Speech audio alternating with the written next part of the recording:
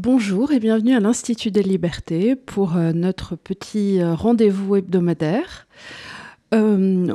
Aujourd'hui, ce 11 novembre, et oui, pas de pitié pour les braves, pas de repos pour les braves. C'est pour ça qu'aujourd'hui, j'aborde cette petite épinglette qu'un de nos fans nous avait envoyé. Il nous avait envoyé des dorés, des argentés, des rectangulaires, des petites rondes.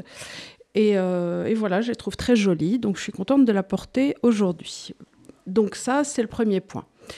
Le second point, qui est assez important et qui va être en rapport avec la leçon du jour, parce que je me suis imposé le week-end dernier de lire un ouvrage dont je vais vous parler, qui m'avait été offert par ma fille, c'est que vous avez sûrement entendu cette information hier, le 10 novembre, qu'à compter du 10 novembre, donc les femmes travaillaient désormais pour rien. Parce qu'il existerait une injustice salariale qui ferait que les femmes seraient moins payées en France que les hommes. À travail égal.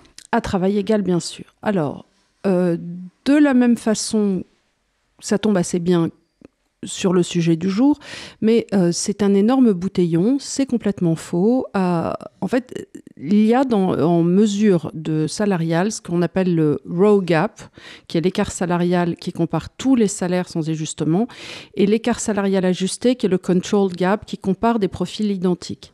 Quand on compare des profils identiques à travail égal dans les mêmes entreprises, hommes et femmes sont exactement payés pareil. Ce qui arrive en revanche, c'est qu'en général, dans une masse salariale globale, les femmes vont accepter du temps partiel, vont accepter de faire des 4/5e et ce genre de choses, ou des emplois moins qualifiés pour X, Y, Z raisons qui dépendent de leur volonté. Et donc, la somme des hommes a, en général, en montant des salaires plus importants que la somme des femmes. Mais ça ne prend pas en compte, donc dans ces deux additions, le fait que les femmes en amont aient fait le choix de prendre un travail qui est et ça moins ne rémunéré. prend pas en compte aussi un autre fait, c'est que les femmes prennent leur retraite plus tôt.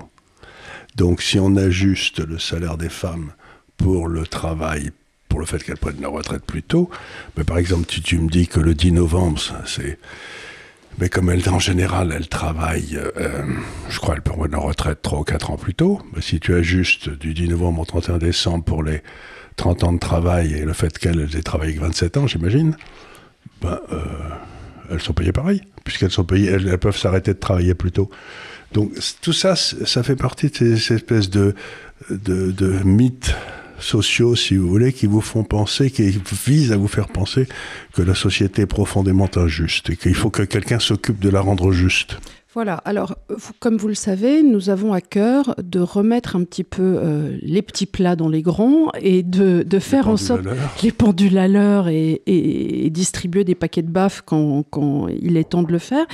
Et là, figurez-vous que je suis tombée sur ce livre parce que ma fille, qui est à Oxford, me l'a offert, pensant sûrement bien faire, et aussi parce que, ma foi, dans les grandes universités, ils sont absolument noyés, nos jeunes, de ce genre d'informations. Donc ce livre s'appelle « Le coût du sexisme », « The Cost of Sexism ». Il est évidemment encensé par le Guardian. Le Guardian, c'est... Je ne vais pas dire que c'est l'humanité, mais c'est... Non, c'est plutôt Le Monde, c'est Le Monde, avec une petite tranche de l'humanité. Mais pas, le Guardian, c'est le journal des gens de gauche respectables. Donc oui, c'est Le Monde et peut-être avec une touche de Libération. Allez, voilà. Mais, enfin, c'est... Quand vous êtes de gauche en Angleterre, vous lisez le Guardian. Voilà. Et donc, ça s'appelle The Cost of Sexism, How the Economy is Built for Men and Why We Must Reshape It. Pourquoi l'économie est construite pour les hommes et pourquoi nous devons, donc nous les femmes, la reconstruire, par une dame qui s'appelle Linda Scott. Alors, Linda Scott, c'est une économiste britannique renommée. Elle est professeure à l'université d'Oxford, où elle a occupé la chaire DP World pour l'entrepreneuriat et l'innovation. Elle a travaillé avec la Belinda Gates Foundation. Et elle est pionnière pour les mouvements économiques des femmes. Elle a été citée par le New York Times, le Guardian, la BBC. Donc ce livre, si vous voulez, c'est un peu la Bible économique des féministes de gauche. Donc c'était important pour moi d'en parler aujourd'hui. Pourquoi ? Parce que j'ai une nature qui aime se faire du mal. Non, je rigole. Non, mais au-delà de ça, c'était pour nous, que nous fassions le travail de reprendre tous ces mythes fondateurs de la gauche un par un, de les exploiter, de les mettre à plat, afin que vous, de votre côté, vous puissiez aussi avoir les biscuits pour pouvoir répondre à toutes ces fadaises, parce que Dieu sait que fadaises il y a. Donc, on va y aller. Sachez que j'ai passé un très mauvais week-end. Tellement tu t'es énervé à lire ce livre. C'est un lavement. Voilà. Mais donc, je vais essayer de faire ça avec Charles, avec le plus de... Vous avez avec Charles un individu parfaitement neutre sur le sujet, hein, comme vous vous en doutez, quoi. Complètement neutre. Alors, déjà, le livre s'ouvre sur Accra, la capitale du Ghana, où des femmes et des très jeunes filles errent enceintes dans les rues. Le chauffeur se désespère car il n'y a pas de communauté. Il n'y a pas suffisamment de travail pour toutes ces femmes enceintes au Ghana. Et son travail à elle, au travers de cette fondation, c'était de faire en sorte que les filles restent à l'école pour y recevoir une éducation. Donc s'ensuit des paragraphes assez incroyables sur le fait que si les nations arrivaient à briser le cycle de l'enfer, alors les pays africains connaîtraient une prospérité comme jamais auparavant, qui sonne bien, évidemment, oui, and world peace, si tu veux, oui, on voudrait tous la paix dans le monde. Et très honnêtement, je suis tout à fait pour, en tant qu'horrible capitaliste, pour que les jeunes filles au Ghana aillent à l'école aussi longtemps qu'elles le puissent. Je signale qu'il n'y a pas qu'au Ghana, parce que par exemple, nous, quand on était à Hong Kong, on a activement participé avec mon frère et son épouse à des œuvres qui établissent des écoles de quelque part dans les montagnes de l'Himalaya, etc. Et ce qu'on faisait, c'est qu'on bâtissait une école et on mettait des livres dedans. Et puis quelque part, il y avait toujours quelqu'un qui savait lire et écrire, qui allait ensuite faire la classe. Et c'était beaucoup plus intelligent de faire ça. Et c'est une école qui a marché très bien. C'est une de ces écoles qui porte le nom de ton grand-père, d'ailleurs, Ernest, là-bas, au fin fond de l'Himalaya. C'est rigolo. Mais c'est plus utile de faire ça que d'écrire des livres, si j'ose dire. Tu vois, c'est-à-dire que d'écrire des livres, tu te fais... je le sais puisque j'en écris. Tu te fais plaisir à bon compte. Mais ça a assez peu d'action sur la réalité. Donc, cette dame, je suis sûr qu'elle est très très bien, qu'elle est à Oxford. Non, alors, elle est allée au Ghana. Et alors, l'opération qu'elles avaient, c'était aussi pour apporter, c'est toujours pareil, des protections hygiéniques oui, les protections hygiéniques et d'empêcher les enfants de naître. Oui, ça, c'est très... C'est très Belinda Gates aussi. Belinda Gates aussi. C'est-à-dire que le problème, c'est vous savez que la grande thèse de Bill Gates, c'est qu'il y a beaucoup trop de monde sur la Terre et qu'on ramène la population à peu près à 500 millions. Je vous signale qu'on est 8 milliards aujourd'hui. L'idée aussi est quand même d'éloigner les femmes de toute notion de famille et d'avoir des enfants. Et d'avoir des enfants. Mais bon, selon ses calculs à elle, qui sont basés sur, d'après elle, les données de la Banque mondiale et d'autres sources, l'exclusion des femmes coûterait à l'humanité des trillions de dollars par an. Et c'est horrible parce que les femmes donc sont confinées à des... Les femmes, elle parle des femmes au Ghana ? Oui. Oui, d'accord, mais en fait, très bien, il y a des femmes au Ghana qui ont des problèmes, mais à partir de qu'est-ce qui lui donne le droit de passer des femmes au Ghana aux autres femmes dans le monde ? J'ai pas l'impression que ce soit le sujet en France, par exemple. Alors, absolument rien, et c'est en ça qu'il y a des non sequitur absolument incroyables. Vous savez, des non sequitur, en fait, c'est entre des syllogismes et des non sequitur. C'est ce que Chirac était très bon pour ça. Il disait « il fait beau, donc je vais faire un référendum ». Vous voyez pas pourquoi il y avait le « donc » entre les deux. Donc il n'y avait aucun rapport entre la première proposition et la deuxième. Donc là, on est tous bien d'accord que les femmes au Ghana ont des problèmes. Oui, on pourrait donc, il faut s'attaquer au problème du Ghana. Voilà. Oui. Mais je ne vois pas très bien quel est le lien avec la population française ou la population britannique, roumaine, si on va par là. Je me suis laissé dire que les femmes pakistanaises et non pakistanaises en Angleterre avaient des problèmes avec les Pakistanais, mais c'est peut-être un problème où elle aurait pu parler aussi, quoi. Et ce qu'il y a d'étrange aussi, parce qu'on parle de problèmes de structure de la société au Ghana, et on en parle aussi au Pakistan, et on en parle dans différents pays, c'est que jamais, en revanche, on ne parle de la structure sociale ou de la structure religieuse de ces pays, qui quand même, rappelons-le, structurellement, la plupart du temps, ne voient pas aussi la femme comme un égal. Non. Comme une égale. Donc à partir du moment où vous avez un système juridique qui en lui-même ne donne pas aux femmes, et on le voit malheureusement dans nombre de pays musulmans où des femmes ne peuvent pas hériter, où des femmes n'ont pas juridiquement le même droit que les hommes, même si elles ont un droit de vote, elles ont quand même la plupart du temps des droits inférieurs. Comment voulez-vous, dans ces cas-là, avoir un accès à l'éducation quand vous n'êtes pas reconnu vous-même comme une entité égale ? Donc le problème peut-être vient aussi de là à la source. Est-ce que la situation économique ne naît pas de la conception juridique qu'on a des femmes sur place ? Ben, ça me paraît tout à fait évident. Ce que j'aimerais savoir, c'est est-ce qu'elle a fait une étude sur la situation des femmes, par exemple, dans les populations musulmanes par rapport à la situation des femmes dans les populations non musulmanes ? Tu penses bien que non. Ah bon ? Voilà. Alors... mais en revanche, d'après elle, cela freine la croissance du PIB, car si les femmes participaient pleinement, le PIB mondial pourrait monter de 15 à 25%. C'est ce qu'on appelait autrefois, quand j'étais jeune, si vous voulez, si ma tante en avait, on l'appellerait mon oncle, quoi. Ouais. C'est pas une remarque bien intéressante. If my grandmother had wheels, she would have been a bike. Peut-être que certains d'entre vous ont cette référence qui est donc c'est exactement le genre de truc, si vous voulez. Si on éradiquait la misère dans le monde serait beaucoup plus heureux. Oui, mais maintenant, dans toutes les sociétés depuis le début des siècles, il y a eu toujours des misérables, y compris dans les nôtres. Et alors ensuite, je ne sais pas pourquoi elle fait une focalisation sur l'accès à l'entrepreneuriat. Bon. Et elle dit, le vrai problème, c'est que les femmes en Inde ou en Afrique subsaharienne n'ont pas accès au crédit et donc ne peuvent pas devenir des entrepreneurs, ce qui perpétue la pauvreté. Mais elles n'ont pas accès souvent même au compte en banque.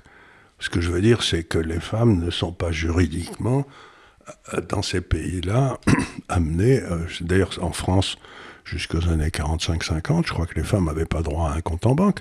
Donc c'était le statut juridique qui détermine l'accès au crédit. Donc si les femmes n'ont pas accès... Je crois qu'on a été sous vos numéros de sécurité sociale. C'est-à-dire on n'avait pas de numéro de sécurité sociale propre jusque dans les années 60.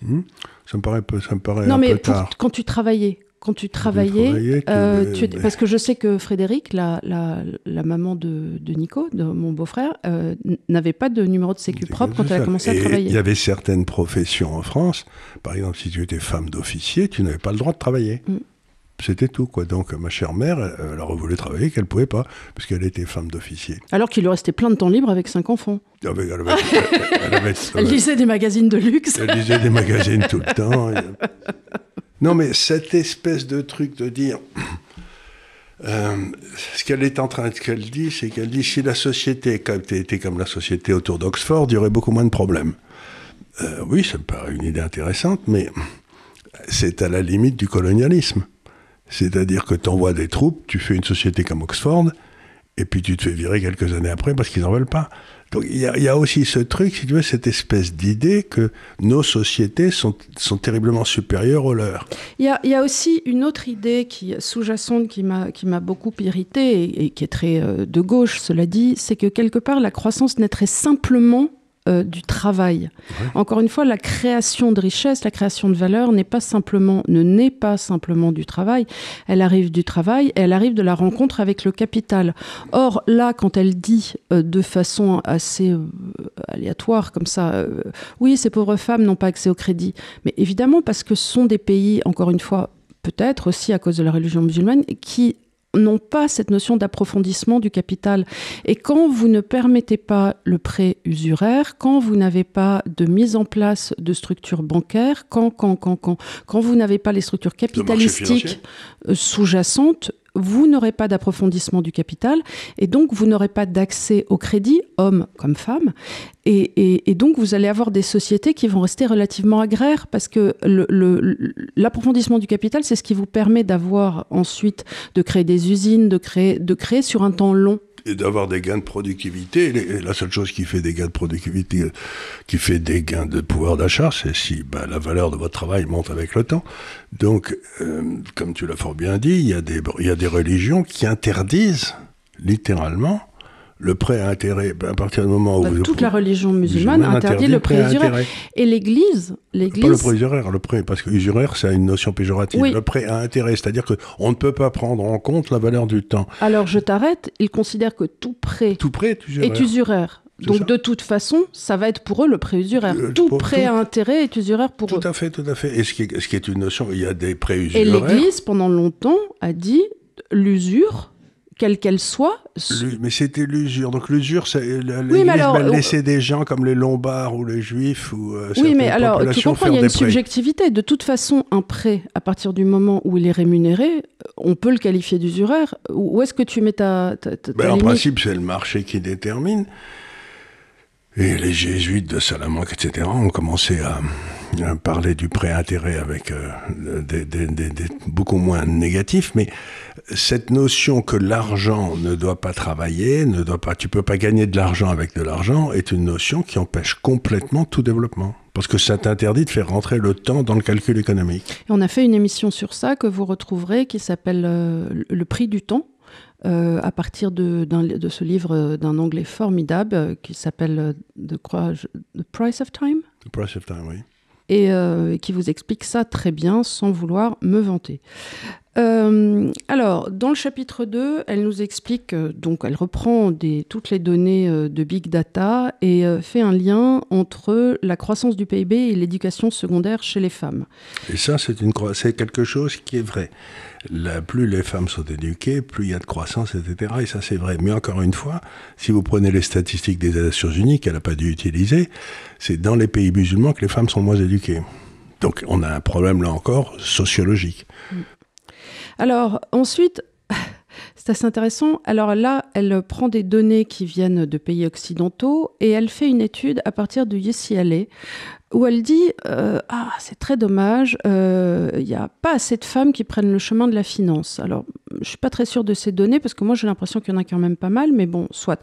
Outre que la plupart du temps, quand on se met en amont de ce genre de raisonnement, moi j'ai une fille qui est dans la finance, en fait, les femmes font des choix pour essayer d'y trouver un équilibre de vie. Donc, pourquoi ne vont-elles pas dans certains métiers ? Parce qu'elles savent très bien que c'est des métiers impossibles et qu'elles ne veulent pas. Moi, je sais que ma fille se dirige plutôt vers quelque chose qui serait plus family office, simplement parce qu'elle n'a pas du tout envie de se retrouver comme de la chair à canon chez Morgan Stanley. Et la finance, encore une fois, c'est quelque chose que j'essaye d'expliquer toujours, mais les gens ont du mal à comprendre, c'est le cœur nucléaire du système capitaliste, hein. Et moi, j'y ai été toute ma vie, et je peux vous assurer que j'ai vu tout un nombre de gars qui ont été irradiés, c'est-à-dire qui en crèvent. C'est un monde d'une brutalité. Il y a assez peu de femmes qui sont conductrices de Formule 1. Tu vois ce que je veux dire ? Parce que tu te casses la gueule, et puis c'est... Donc, il y en a, mais il y a assez peu de femmes qui sont pilotes de chasseurs, de militaires. Il y a un nombre de métiers qui ont une charge émotionnelle. Une charge émotionnelle et où tu peux y laisser ta vie. Et tu peux tout à fait en amont te dire, moi, alors quand j'étais avocat, j'ai travaillé sur des deals de fusion-acquisition, ainsi de suite, c'était des métiers où tu n'avais pas d'horaire, tu n'avais pas de week-end, tu n'avais pas évidemment donc de famille. C'est très vite un choix que tu as appelé à mettre en perspective en te disant, est-ce que c'est vraiment la vie que j'ai envie d'avoir ? Voilà, alors, je ne sais pas pourquoi il y a un certain nombre d'hommes qui acceptent ce genre de vie. Et alors, quand on regarde les hommes et les femmes, c'est que le niveau d'agressivité, tout ça, est le même dans la moyenne, grosso modo. Tu vois, si tu fais une courbe de Gauss, là, mais tu te rends compte que... c'est la courbe. C'est la courbe, mon chapeau de gendarme, là, la courbe comme ça, qui vous donne... mais la quasi-totalité la courbe de Gauss des hommes est beaucoup plus forte dans les métiers à risque très élevé. C'est-à-dire que les hommes sont beaucoup plus agressifs. C'est la testostérone. C'est la testostérone. Et aussi, et donc les hommes sont beaucoup plus agressifs, ce qui fait que, par exemple, il y a à peu près 9 prisonniers hommes pour un prisonnier femme. Tu vois, c'est-à-dire que les hommes sont plus criminels, les hommes sont plus violents, les hommes sont... Mais c'est tout à fait en beau. Il y a une partie des hommes qui est extraordinairement violente. Et je peux vous assurer que les métiers de la finance sont d'une violence émotionnel, etc. Moi, je les ai pratiqués. Et je me suis réveillé, je ne sais pas combien de fois dans ma vie, à 4 Ah heures oui, du matin. glacé De trouille par les décisions Ah, que moi, je me j'avais souviens prises. quand j'étais petite, parce que tu t'es amené à beaucoup voyager, donc quand papa rentrait de voyage, il venait nous dire bonjour, et à chaque fois, j'avais un lit à étage, vous savez, un lit en hauteur, et alors il me disait, surtout, tu choisis pas les métiers de la finance, tu choisis pas les métiers de la finance. Non, C'est un métier abominable. C'est un métier épouvantable. Alors, en même temps, c'est un métier passionnant intellectuellement, c'est un métier où vous apprenez beaucoup de choses, mais je le dis sans aucune méchanceté ni sans aucune, c'est pas un métier de femme, c'est un métier du gars qui... T'es un boxeur professionnel, quoi. Tu prends des coups dans la tête. Je vais tempérer. Encore une fois, ce dont parle Charles, c'est certains métiers de la finance. Après, si vous êtes analyste, par exemple, ou faire ce que fait Cédric, tu peux le faire de manière pérenne. Tu peux le faire de manière pérenne, mais en même temps, si t'es mauvais, au bout d'un certain temps... Ah oui, non, mais attends, on parle qu'il faut soit bon. Mais tu peux mais quand même... la sanction arrive rapidement. Mm-hmm. Si t'es professeur d'université, il n'y a jamais de sanction, tu vois ce que je veux dire. Et alors, il y a aussi un autre phénomène... Mais travailler sur les marchés, gérer des portefeuilles, être conseil... Avoir les radios tout le temps. Oui. Avoir les radios 9 fois sur 10. Donc c'est très fatigant. Mais il y a aussi autre chose qui se passe, c'est que le plan de vie des femmes n'est pas le plan de vie d'un homme.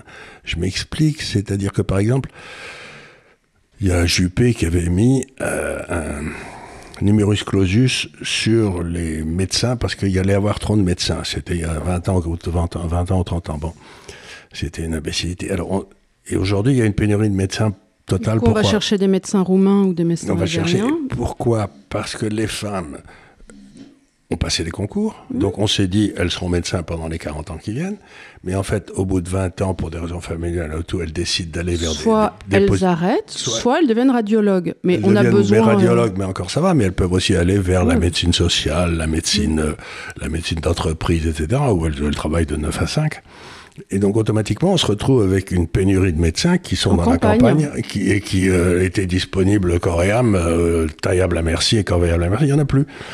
Donc, on a fait un numerus clausus, mais aurait-on fait un numerus clausus en disant on va mettre que 25% de femmes parce qu'elles ne seront plus là dans 20 ans, que tout le monde aurait possible d'écrit, et à juste titre, parce qu'il y a des tas de femmes qui peuvent rester aussi et être des vrais médecins, les professeurs, n'importe quoi. Donc, ce que je veux dire par là, c'est que ce que j'essaie d'expliquer aux gens, c'est qu'il y a un nombre infini de spermatozoïdes et il y a un nombre fini d'ovules. Donc, quand vous regardez, par exemple, j'ai appris ça récemment, c'est l'homme de Néandertal, qui était un cousin là. Oui, c'est le Néandertal, c'est le cousin là. Eh bien, on a trouvé des tombes de Néandertaliens et les femmes avaient les mêmes blessures que les hommes. Et on a trouvé des tombes de la même époque de Homo sapiens, là. Et les femmes n'étaient pas blessées. C'est-à-dire que la différence entre les Néandertaliens et nous, c'est que les femmes ne se battaient pas. L'homme, dans le sapiens, c'est le guerrier, celui qui va prendre les coups. Et puis s'il se fait tuer, c'est pas grave, parce qu'il y aura un autre qui arrive avec plein de spermatozoïdes à nouveau. Donc je veux dire par là, c'est que derrière ce que cette dame nous dit, il y a l'idée que les hommes et les femmes, c'est pareil. Or, c'est pas pareil. Et elle essaye d'expliquer que non, il n'y a pas de femmes de Formule 1, il y a très peu de femmes de... Et donc, ce que j'essaye de dire, c'est... Ils vont, comme toujours, ces gens de gauche, vers un monde qui serait idéal, mais à la place de partir du monde tel qu'il est aujourd'hui. Donc, le but, c'est pas que les femmes deviennent des hommes ou soient comme les hommes. Le but, c'est que les femmes trouvent des solutions pour qu'elles puissent être heureuses et avoir des enfants et faire ce qui leur plaît en même temps. Tu vois ce que je veux dire ? Donc, c'est... Le deuxième but, c'est un but parfaitement raisonnable, mais ça n'intéresse pas les gens de gauche. Alors, on arrive après à une... toujours dans ce chapitre... Elle a des enfants, cette dame ? Je ne sais pas, je n'ai pas regardé du coup. Pour elle, un autre problème donc, dont je te parlais avant, c'est que les femmes ne prennent pas le chemin de la finance. Et elle l'explique en disant que structurellement, ce sont des vieux mâles blancs, comme toi, horribles, qui font les recrutements et qui sont eux-mêmes influencés par leur temps. Attends, je t'ai dit qu'il ne fallait pas que tu t'énerves, hein, parce que moi, j'ai pris sur moi tout le week-end, qui ont eux-mêmes été influencés, un coup, par Milton Friedman. Alors là, horreur-malheur. Oui, ça c'est vrai. Alors, horreur-malheur, parce que Milton Friedman aurait dit, alors, horreur-malheur, que l'État n'avait pas à s'impliquer dans l'économie. Or, c'est très mal. C'est très mal. L'État doit s'impliquer dans l'économie pour justement arriver à pallier toutes ces inégalités et faire en sorte que l'entrepreneur prenne ses responsabilités, qui ne sont pas simplement d'apporter du profit à ses actionnaires, monsieur. Il ferait bon voir. Donc là, on touche quand même aussi... On touche à une dame... D'ailleurs, l'égalité entre les hommes et les femmes régnait de façon parfaite en URSS ou en Chine aujourd'hui, quoi. Quand tu vois le plénum du comité central...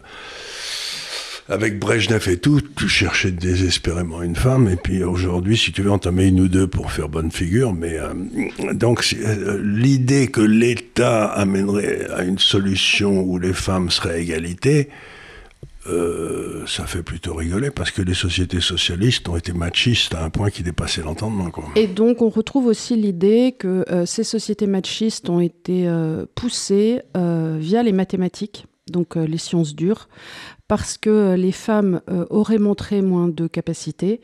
Et donc, le biais machiste masculin, en poussant les maths, a fait en sorte de faire une non-sélection des femmes à la source.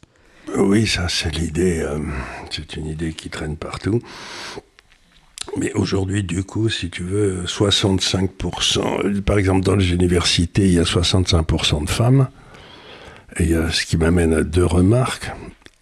La première des remarques, c'est qu'elles sont toutes dans les sciences molles. La sociologie et les trucs qui servent pas à grand-chose, tu sais, pour aller travailler chez McDonald's, quoi. Et la deuxième, c'est que curieusement, quand une profession a plus de 65% de femmes ou plus, elle n'intéresse plus personne, y compris les femmes. Donc, on est... surtout... on remarque, et on le voit avec l'enseignement, quand une profession arrive à plus de 60% de femmes, les salaires ont décru tragiquement.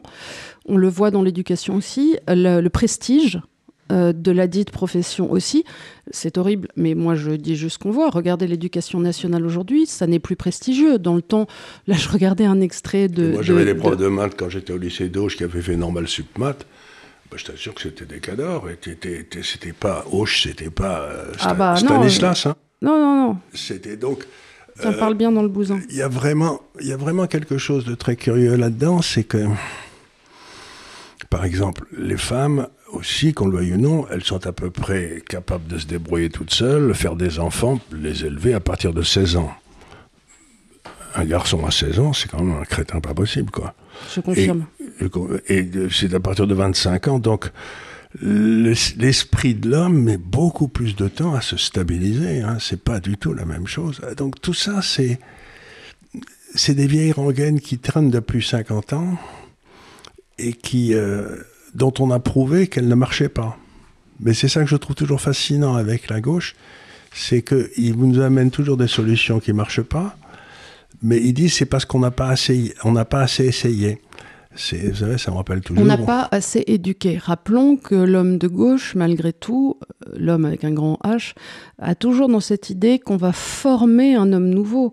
On va créer de nos mains une structure presque Frankenstein, puisqu'on va penser l'homme et on va donc résoudre l'homme et on va l'amener à être ce qu'il devrait être. Et on voit ça... Et on voit ça dans le chapitre 4, qui est assez merveilleux, qui s'appelle « Mauvaise excuse, mauvais traitement ». L'excuse, donc, serait que le mal serait dominant, mais elle dit, mais pas du tout. Si on regarde dans la nature, on a choisi d'aller vers le modèle du chimpanzé. Donc le chimpanzé... On a 97% de DNA commune avec le chimpanzé, voilà. Donc on n'est pas très loin. Hein. Alors que les escargots... Alors qu'on devrait avoir un modèle plus proche du bonobo. Le bonobo, comme tu sais, résout tous les conflits par la sexualité, puisqu'il n'y a pas de confrontation. Tu sais que c'est des bêtises, parce que maintenant on sait que le bonobo, ils se mettent sur la gueule comme des fous aussi, et qui font la guerre. Oui, ça c'était Il y a quelques personnes qui ont découvert les bonobos, qui s'enfilaient en rond toute la journée, qui étaient très très très contents, parce que c'était... Alors en tout cas, chez les bonobos, c'est une forme de chimpanzé. Hein. C'est une forme de chimpanzé. En tout cas, les bonobos ont une structure matriarcale, apparemment. Ce sont les femelles bonobos qui régissent, un peu comme les baleines. Les éléphants. Les baleines aussi, c'est les vieilles baleines. C'est-à-dire, un jour, il y a une baleine ménopausée qui arrive et qui dit « Maintenant, c'est moi le chef ». Et tout le monde dit « Ok, elle est très méchante ». J'ai vu que chez les éléphants et chez les sangliers, c'est les grands-mères qui font régner l'ordre et la terreur, hein, et qui tapent sur les petits mâles qui font les imbéciles. Alors donc je suppose que dans les sociétés bonobos, de baleines ou d'éléphants ou de sangliers, les jeunes mâles prennent des branlées pas possibles. Alors, donc il faudrait peut-être, la solution serait peut-être qu'on mette des branlées pas possibles à nos jeunes mâles qui sont très couillons en ce moment. Et alors elle dit, bon tout ça découle de niveau de testostérone, ce dont je parlais tout à l'heure. Donc il faut empêcher les hommes d'avoir de la testostérone ? Elle appelle ça le SDO, Social Dominance Orientation. Donc, on a créé des sociétés qui ont été dominées par la testostérone. Et alors, qu'est-ce qu'on doit faire ? C'est très mal. Non, mais c'est très mal, j'entends bien, mais qu'est-ce qu'on doit faire puisque non, mais c'est la grande idée, si tu veux. Donc, on retrouve l'idée qui a fait monter en réponse toute une mouvance masculiniste. Parce que, qu'est-ce qui s'est passé ? Tu as fait monter des Andrew Tate en face de ça. Andrew Tate, c'est un excité en Angleterre qui a été un champion du monde de boxe, de contact, et tout, de MMA, et qui a gagné de l'argent comme lui, et qui dit, dans le fond, qui est musulman d'ailleurs, et qui dit les femmes, elles nous cassent un peu les pieds, donc il faut qu'elles obéissent. À côté de ça, il est quand même question qu'il ait monté des cercles de proxénétisme en Roumanie, je crois, où il vit maintenant. Il a passé un petit peu de temps en prison, là, justement, pour les 10 cercles de Roumanie. On n'a jamais rien prouvé. Hein. Ça, c'était parce qu'il a été très... Il a été très attaqué. Non, mais moi, je suis eu le gars pendant un petit moment, je veux savoir qui c'était. Et il a été attaqué de façon extraordinaire par les tribunaux et tout, et ils n'ont jamais rien trouvé. Donc ça a fait partie de cette attaque par les tribunaux de gens qui ne sont pas d'accord avec cette dame, quoi. Voilà. Bon, en tout cas, ça, quoi qu'il en soit, moi, j'ai pas d'avis plus que ça sur Andrew Tate qui me fait marrer, mais c'est un peu retombé. C'était plus fort il y a 2 ans. Qui est bel homme aussi. Oui, il est avec son frère aussi. Et puis, c'est surtout qu'il parle très mal des femmes, mais c'est quand même un peu rigolo. Et ça fait partie de toute cette mouvance un peu masculiniste. Tu retrouves Papacito, tu retrouves tous ces gars-là qui disent « Mais arrêtez, foutez-nous la paix, quoi. » Voilà. Et donc, elle dit, est-ce que véritablement on doit accepter cette idée patriarcale que les hommes seraient les pourvoyeurs, que les femmes devraient rester à la maison, que c'est la religion, que les hommes protègent les femmes ? Mais alors, je voudrais arrêter quelque chose. Je veux bien, tout ça, ça me paraît excellente idée et tout. Mais est-ce que c'est une meilleure société ? C'est dans laquelle les femmes doivent se débrouiller, sont abandonnées, se retrouvent avec 3 enfants, dans le meilleur des cas, et surtout, comme on est en Allemagne aujourd'hui, où 50% des femmes n'auront jamais d'enfants. Parce qu'elles n'auront jamais d'enfants, parce qu'elles sont trop attendues.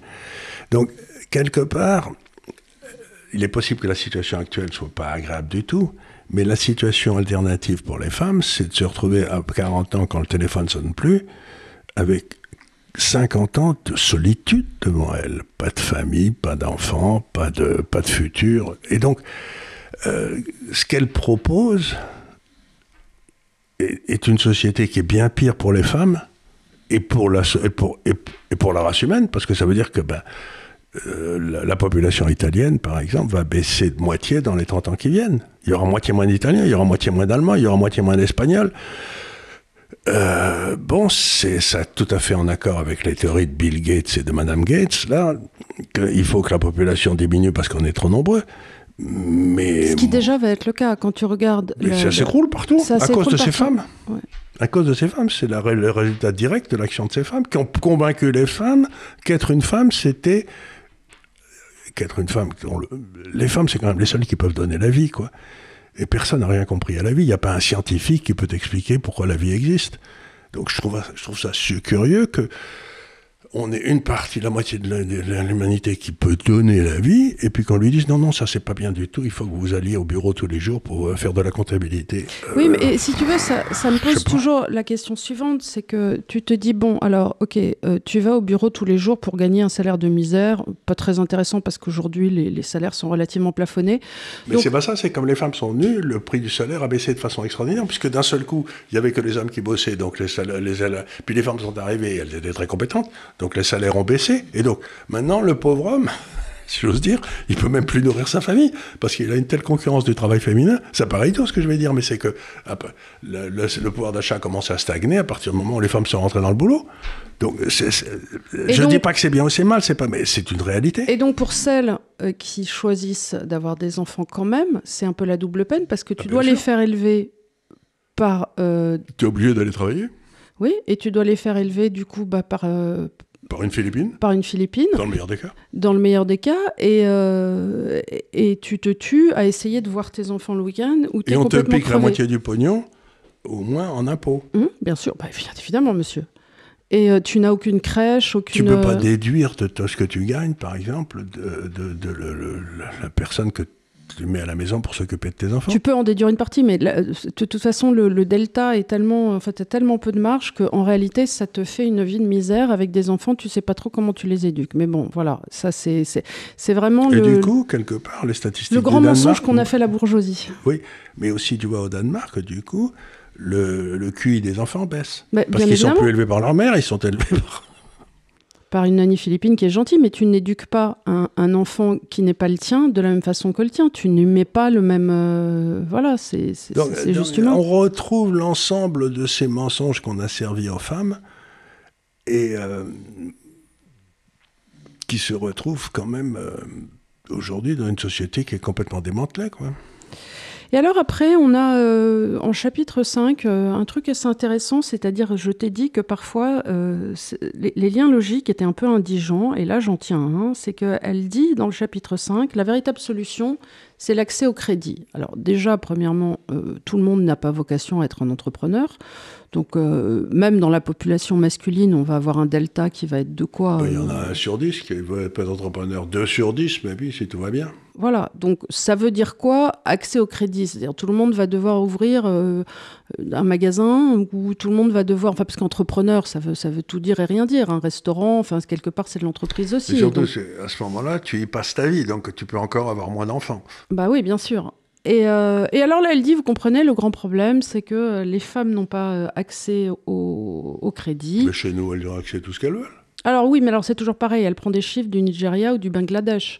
Mais je suis relativement persuadée qu'au Nigeria et au Bangladesh, il y a assez peu de microcrédits aussi pour les hommes. Au Bangladesh, c'est là où ils ont inventé aussi le microcrédit pour les femmes, tu sais, etc. Donc il y a eu des tentatives qui ont été faites pour amener du crédit aux femmes, mais c'est la vieille truc keynésienne qui me tue, c'est ils confondent l'argent et la création de valeur. C'est pas parce que tu imprimes de l'argent ou que tu files du crédit que tu vas créer de la valeur. S'il y a deux notions différentes. Et donc, si tu crées de l'argent sans créer de la valeur, tu as de l'inflation et tout le monde est plus pauvre. Donc, cette dame étant anglaise, et bien, pourtant, elle est à Oxford. D'habitude, à Oxford, ils sont pas très keynésiens parce que Keynes était de Cambridge. Donc, c'était, mais enfin, ça fait rien. Elle a avalé le verre, l'hameçon, la ligne, la canne à pêche, elle a tout avalé. Il n'y a pas une imbécilité qu'elle dise pas. Il y aurait apparemment un delta de 9% d'accès au crédit entre les hommes et les femmes. Chez nous ? Alors, je ne sais jamais ces chiffres, elle. Chez nous ? Ben, ça m'étonnerait. Enfin, j'en sais rien, mais peut-être parce que les femmes sont moins bêtes que les hommes, elles empruntent moins. Alors, ensuite, on a des chapitres qui reviennent, évidemment, sur le changement climatique. Ah bah oui, évidemment, oui, parce que... Oui, parce que quand même, tout ce qu'on fait, c'est mal. Alors, tout ce qu'on fait, c'est mal. Nous, les Européens, donc on a un chapitre 6 qui s'appelle le prix des vêtements, the cost of clothing. Alors, c'est quand même très mal. Le prix que vous payez et la chaîne de valeur.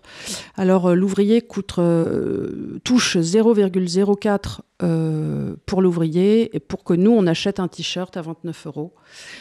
Il faut donc faire du fair trade, de l'échange...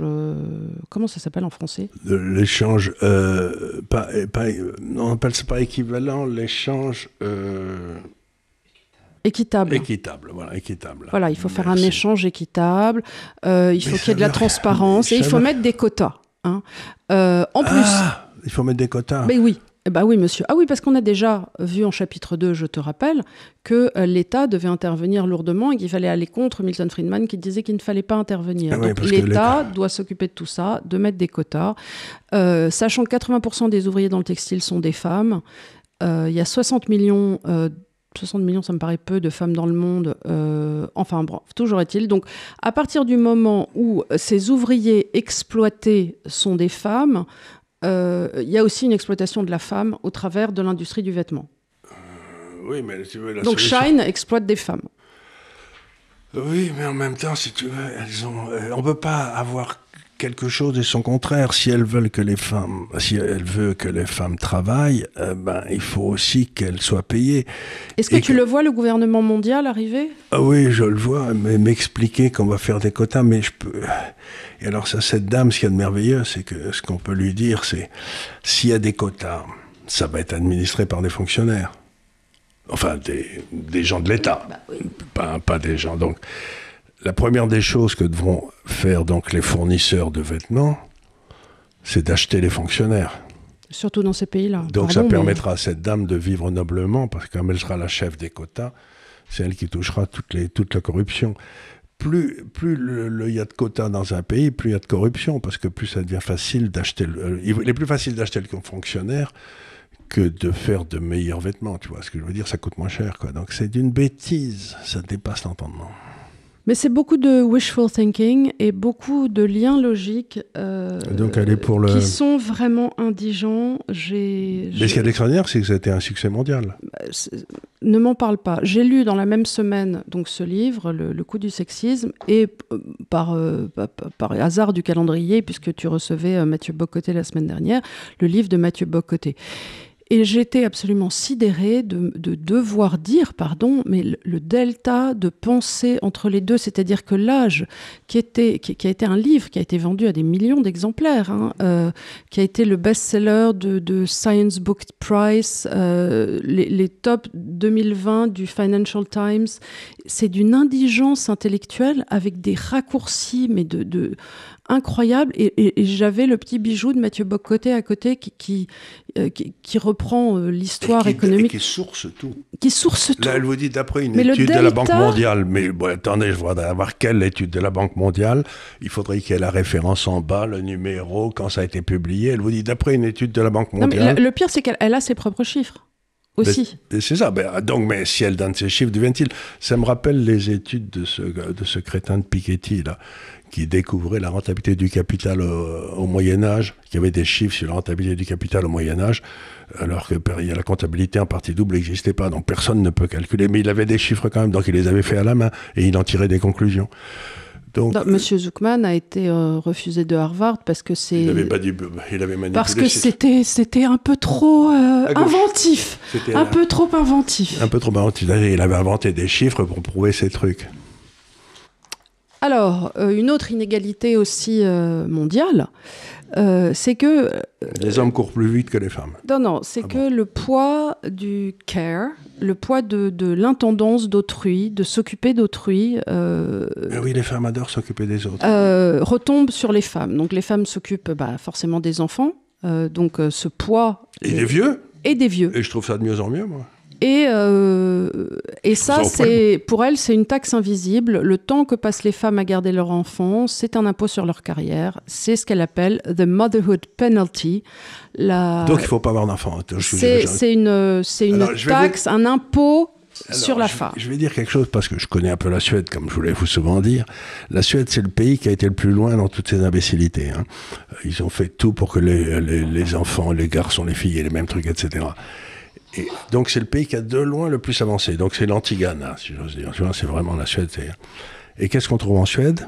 C'est que 90% des docteurs, des infirmières, des professeurs sont des femmes, et 90% des gars qui font des voitures, des camions, et qui cherchent à se casser la gueule sont des hommes. Donc la société qui a été le plus dans les thèses, où les gens choisissent ce qu'ils veulent, les femmes choisissent toutes de s'occuper des gens, et les mecs ils choisissent tous de faire des voitures rouges et des camions de pompiers. Et c'est comme ça, donc si tu veux, ce qu'elle est en train d'essayer de dire, c'est qu'il faudrait qu'il y ait la moitié des femmes qui soient des ingénieurs, et l'autre moitié qui soient, je sais pas, des docteurs. Bon, c'est possible, mais la réalité, c'est qu'une fois qu'on laisse le choix aux femmes, elles choisissent toutes des professions une très grande majorité, des professions d'aide aux gens, et les hommes, ils vont aller, je te dis, faire des camions rouges. Donc, on se rend compte que si tu laisses le choix aux gens, il y a l'autre qui ronfle là, si tu laisses le choix aux gens, les femmes vont naturellement vers les métiers de care et les hommes vont naturellement vers les métiers de faire des trucs. Les femmes s'intéressent aux gens et les hommes s'intéressent aux bidouilles, aux trucs qu'on peut fabriquer. Et donc, ce qu'elle est en train de dire, c'est qu'on va mettre des quotas pour forcer les hommes à aller s'occuper des gens.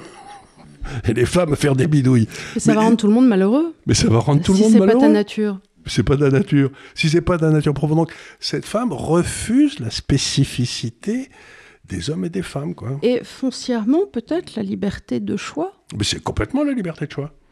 Parce que là, elle a l'air de dire que si on va pour aider autrui, on le ferait par une sorte de coercition sociale. Mais peut-être pas, tu le fais aussi parce que tel est ton bon vouloir. Parce que tel est ton bon vouloir, et puis si tu veux, s'il y a des tas de gens... c'est pas par hasard si dans l'histoire, les femmes ont toujours été plutôt en train de réparer les hommes conneries que vous faisiez. Les conneries, il en réparait les hommes qui s'étaient cassés, que d'aller elles-mêmes se casser la gueule, quoi. Mais c'est extraordinaire, cette espèce de... Moi, ce qui me sidère dans la gauche, c'est vraiment cette façon de ne pas regarder la réalité. Ils disent, bon, cette réalité, je ne l'accepte pas, donc je vais forcer les femmes à aller faire des camions. Mais d'abord, qu'est-ce qui te donne le droit ? Non, mais de quel droit ? Parce que tu as fait à Oxford ? Et alors, on finit relativement... Alors, non, c'est pas fini, c'est l'avant-dernier chapitre. C'est le prix du climat. Évidemment, pourrait-on faire un livre de gauche digne de ce nom si on n'avait pas un chapitre sur le péril climatique. Et donc, les femmes constituent 80% des réfugiés climatiques. Ne me demande pas. Mais c'est pas vrai. Elles gèrent... C'est pas vrai. Attends, j'arrête une seconde. Tous les types qui arrivent dans les bateaux, etc., des endroits où ça va pas, c'est des hommes. Le problème, c'est qu'il y a pas les femmes, elles restent toutes à la maison. Les mecs, ils sont tous... Si tu vas, les Afghans, on a plein de problèmes avec les Afghans aujourd'hui en France ou en Angleterre. Les Afghans, c'est à 100% des hommes. Et alors, simplement 1% des fonds climatiques vont au projet genré. Et les pays pauvres, tu crois-le ou pas, manquent de statistiques de genre. Ça veut dire quoi, le produit genré ? Homme ou femme. Oui, j'entends bien, mais de savoir... qu'est-ce qu'on cherche à savoir quand on fait des statistiques sur les genres ? On cherche à savoir si les hommes vont faire des enfants ? Simplement des statistiques de genre, c'est-à-dire quand tu fais des statistiques individualisées, homme ou femme. Voilà, donc ça c'est très mal, ils ne le font pas du tout assez. Il faut le savoir. Non mais voilà.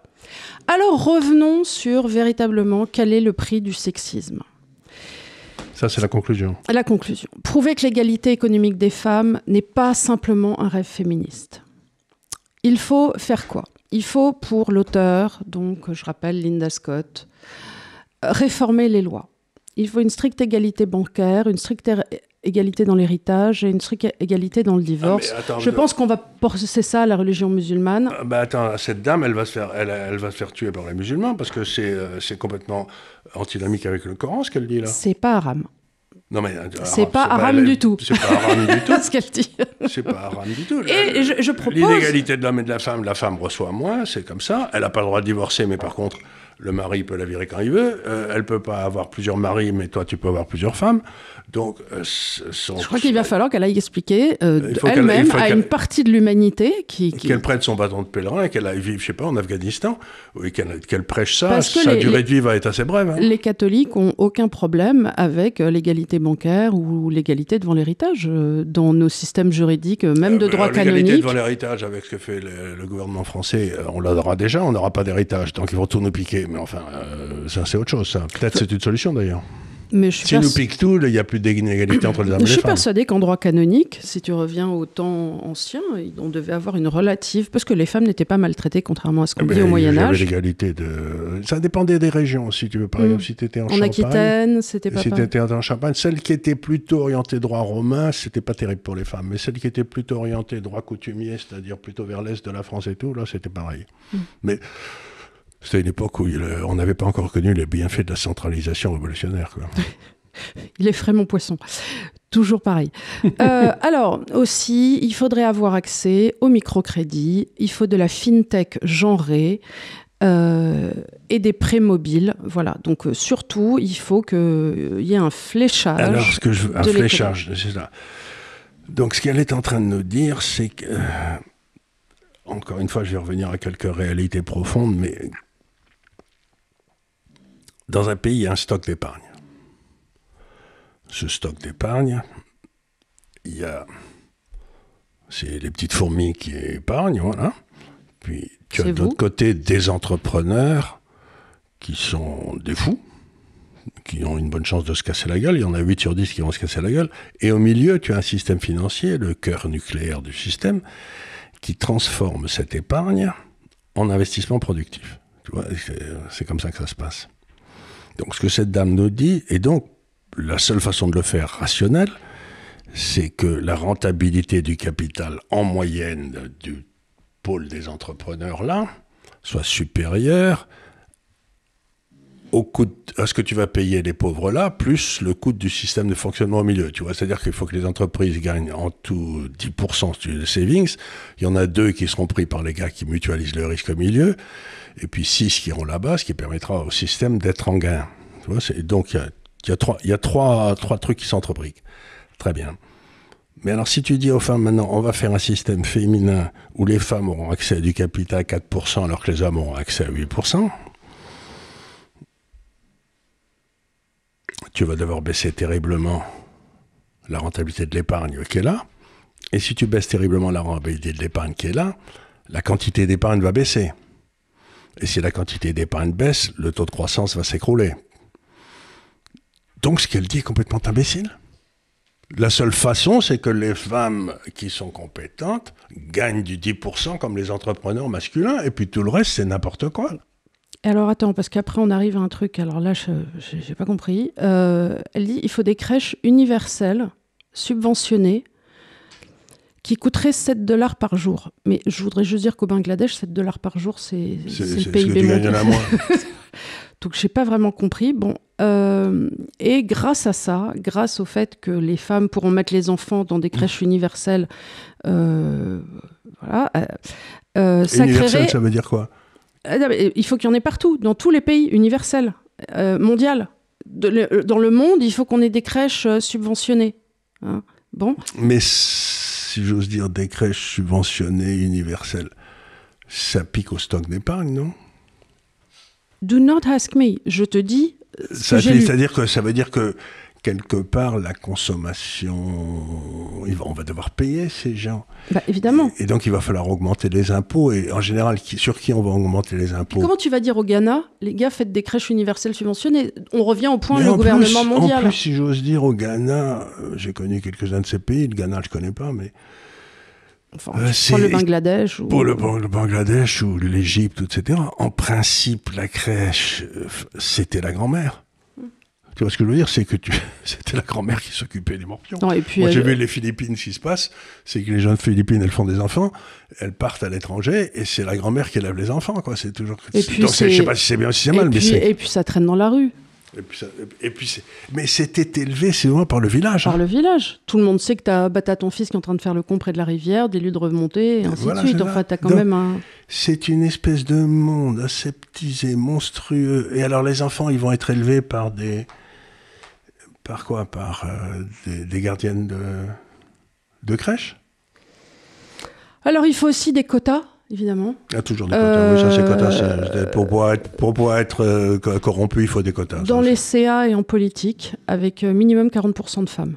Voilà. Et pourquoi? Mais parce que, monsieur, on vous le dit. Alors, je vais redonner la réponse que donnait ce pauvre Charlie Kerr qui a été tué, parce qu'il se battait contre ça autant qu'il pouvait.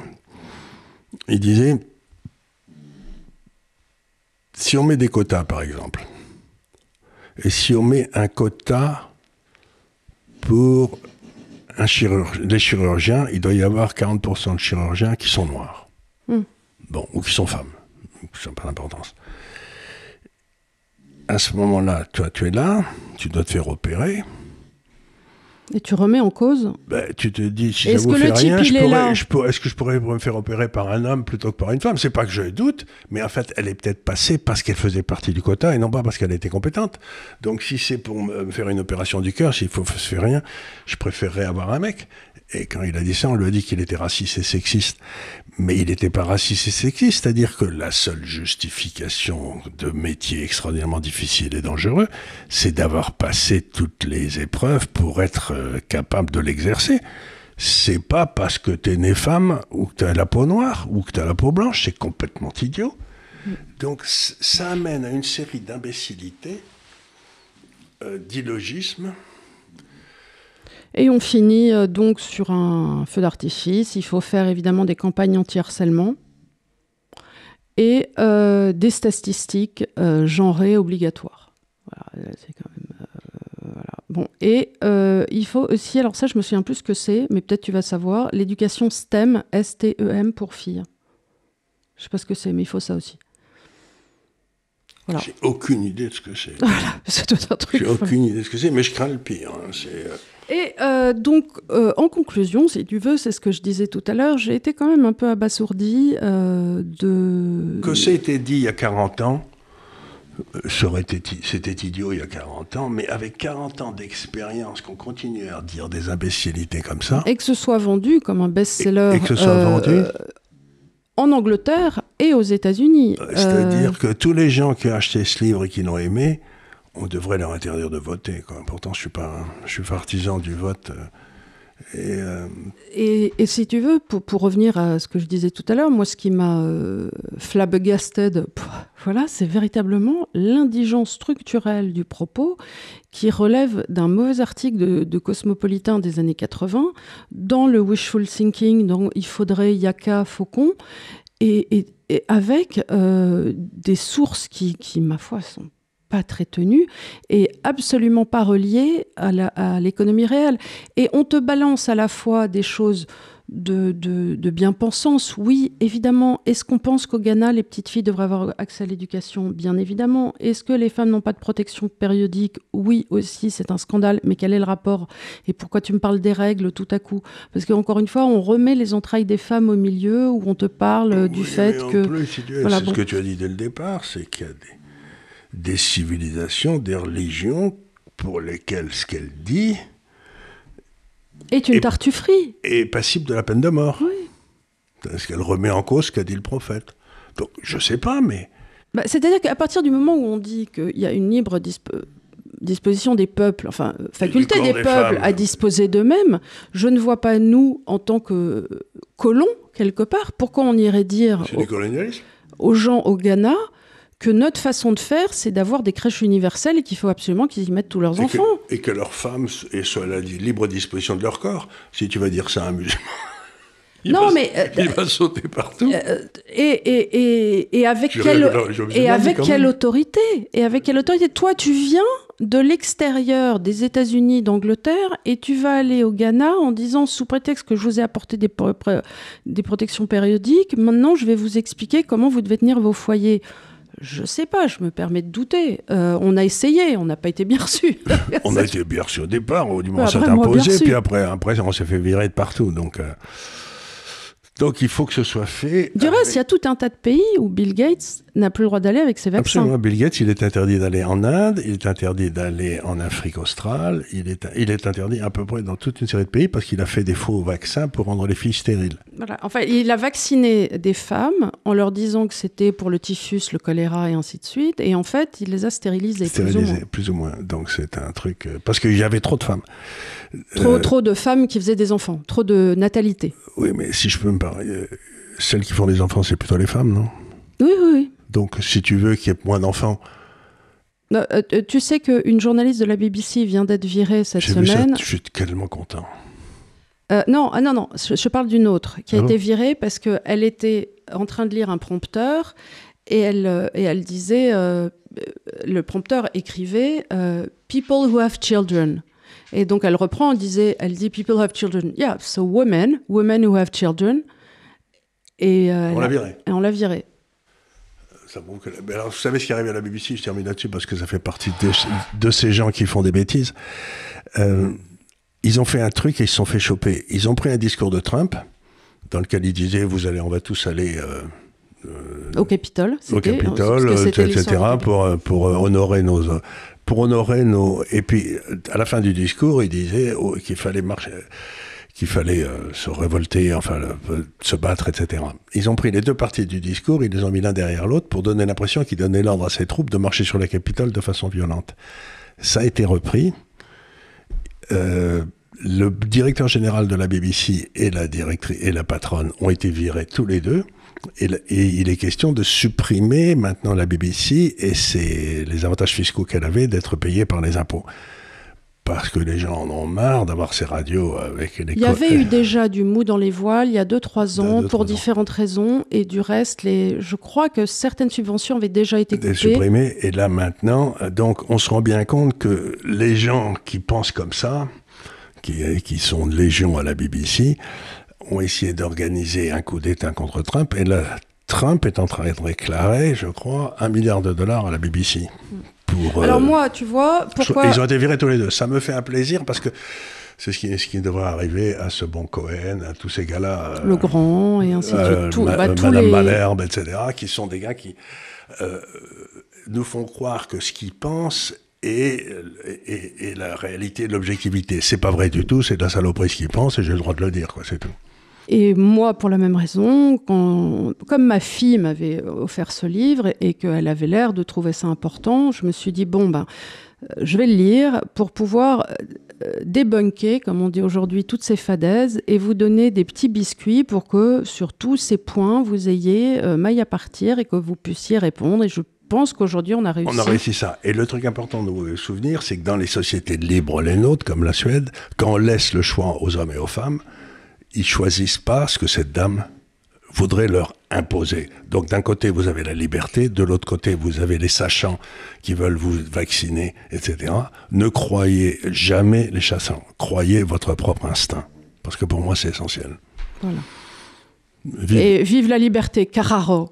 Vive la liberté. Et surtout, si les femmes ont envie d'avoir des enfants, laissez-les avoir des enfants. C'est la seule chose qui valent le coup. Je vais vous dire, je vous le dis les yeux dans les yeux, j'ai travaillé, j'ai fait des études supérieures.